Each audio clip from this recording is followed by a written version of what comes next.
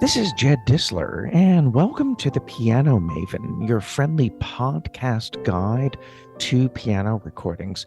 Please consider subscribing to the Piano Maven podcast, and you can find a link to subscribe on my Substack page by looking at the episode description.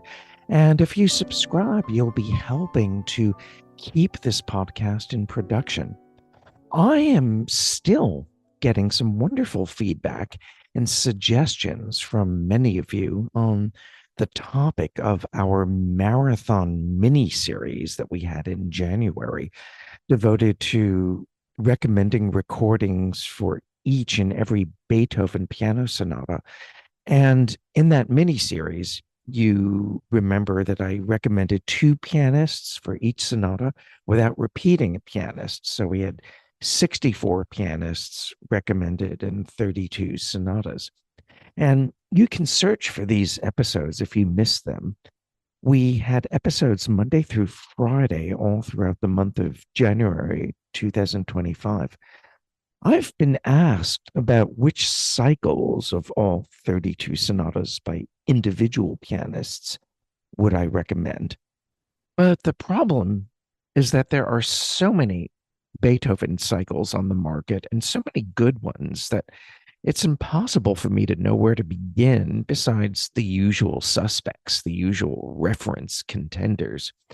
You know, the situation was so much easier in the 1950s and 60s when you had far fewer choices insofar as complete Beethoven cycles were concerned. So I thought maybe I could take a look at 5 cycles that might be familiar to some listeners, but these don't often come in for discussion. And a few of these might not be easy to source.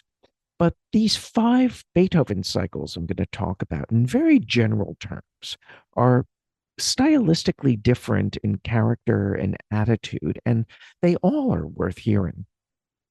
The first one I want to talk about is from the Russian pianist Maria Grinberg, who lived from 1908 until 1978. Not only was she the first Russian pianist to record all 32 sonatas, she also was the first woman to ever record all 32. These recordings date from the early to late 1960s, from what I can remember. The sound quality can be strident and metallic, especially in loud passages, but it's certainly listenable. Her Beethoven style is generally straightforward. It tends to be emphatic with a lot of sectional retards and underlined transitions. And these, I think, had to do with the vestiges of romanticism that prevailed among many Soviet era pianists who didn't play in the West. And to Western ears trained or more accustomed to the literalist zeitgeist that took over in the mid 20th century, Grinberg's Beethoven might sometimes seem crass or provincial in certain ways, but there is no questioning her dedication and her firmly committed music making, and her exceptional pianism. Certainly, as a historic document, I think her cycle holds a great deal of interest and much more. At the total stylistic opposite end is the Chilean pianist Alfredo Pearl. He recorded all 32 sonatas and the Diabelli variations in the 1990s, which were issued individually and in a box set on the Arte Nova label. Much of the Arte Nova material was later picked up by Erm's Classics. I don't think I ever saw a complete Alfredo Pearl Beethoven cycle on Ohm's Classics. I think I've seen like individual sonatas, but I do have the Arte Nova box set in my collection. And you might call Alfredo Pearl a more muscular version of his older compatriot, Claudio Arrau.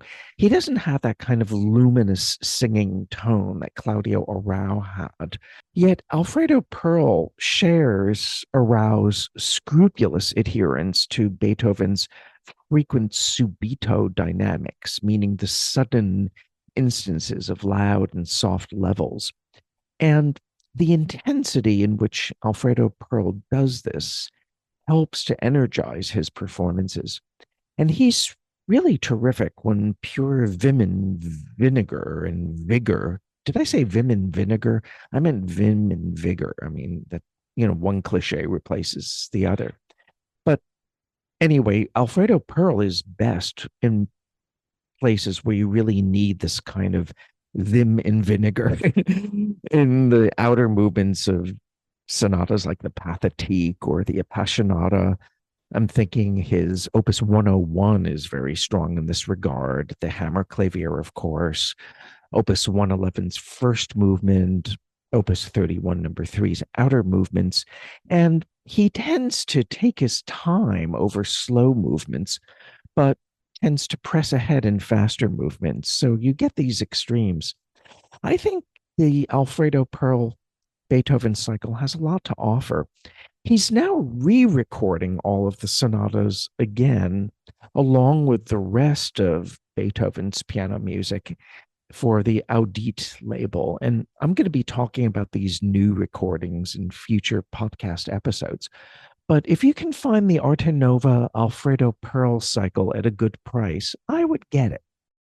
I've spoken before about Seymour Lipkin, who studied with Rudolf Serkin, and he follows his teacher's tradition in Beethoven, meaning lean and gritty sonorities, rhythmic steadiness, textural rectitude, and a total lack of artifice.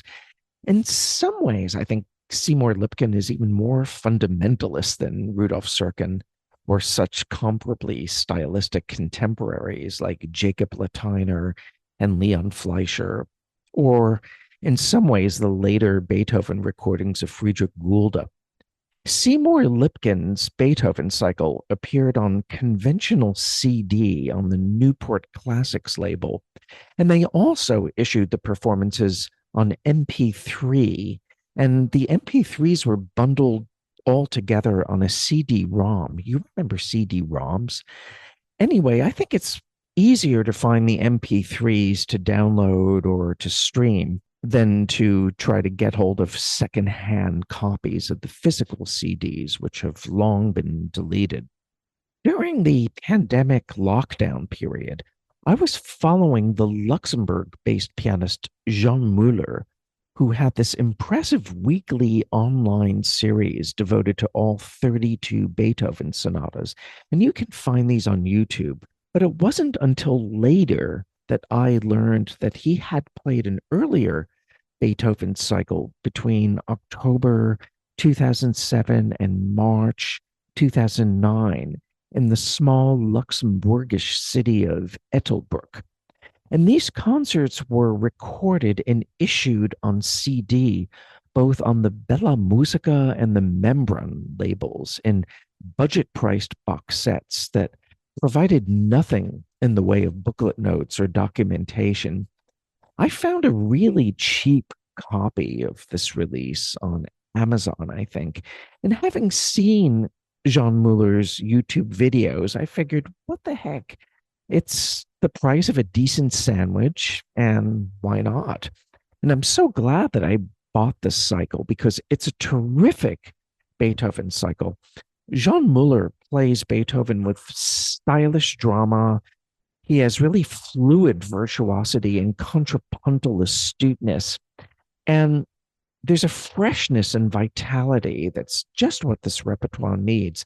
And these are live performances, and there's very little editing, if there's any editing at all. So, there are occasional finger slips or blurrings, but, they really don't matter when you consider the spontaneity and the sense of occasion that prevails pretty consistently in these performances. Also, I like how Jean Muller organizes the programs for each disc.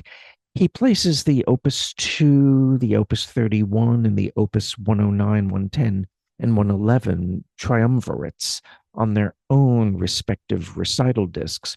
But for the rest of the sonatas, he mixes and matches them to create really well contrasted programs. I reviewed this cycle for classicstoday.com, and I've put a link to that review in the episode description so you can get a more detailed overview about what I think about these performances there than what I'm saying here. But like I said, I'm very happy to have this cycle in my collection. Incidentally, Jean Müller is just on the cusp of completing a Mozart sonata cycle that's been quite excellent throughout. And I'll talk about that, I guess, once I start doing podcasts on Mozart sonata cycles. I've been putting that off because that's going to take a lot of research and development and reacquainting myself with tons of recordings.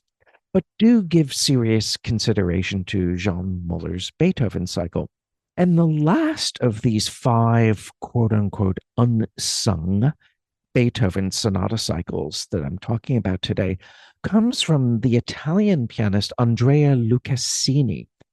I first heard his Beethoven in the late 1980s when the EMI label released a studio recording of the Hammerklavier. And I remember it was an expansive and highly inflected, quasi romantic interpretation that really held my attention. I liked it a lot.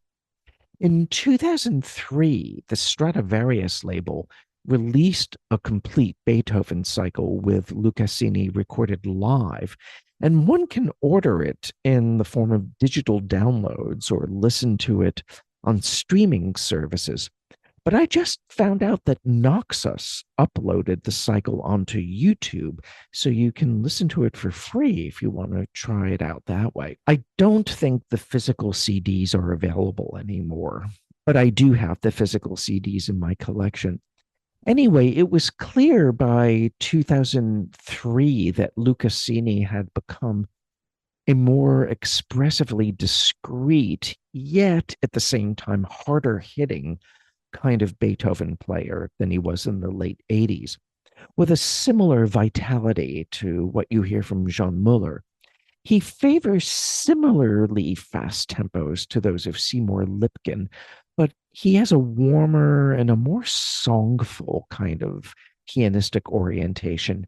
He has a real natural sense of ebb and flow, and you sense that the piano is an extension of Lucchesini's body. And this is a very enjoyable Beethoven cycle, and it's very, very consistent. I always like coming back to this, and I think you should listen to it. So there we are. We have five Beethoven cycles that have a great deal to offer for both listeners new to these works and seasoned Beethoven collectors alike. Again, the pianists I've talked about are Maria Grinberg, Alfredo Pearl, Seymour Lipkin, Jean Müller, and Andrea Lucchesini. This is Jed Disler, and you've been listening to the Piano Maven, your friendly podcast guide to piano recordings. And thank you so much for being with me. And we'll do some other episodes where we talk about other Beethoven cycles, but I just thought I would get these five out there for you to think about at least. Take good care, and we'll be together for the next episode, hopefully. Be well.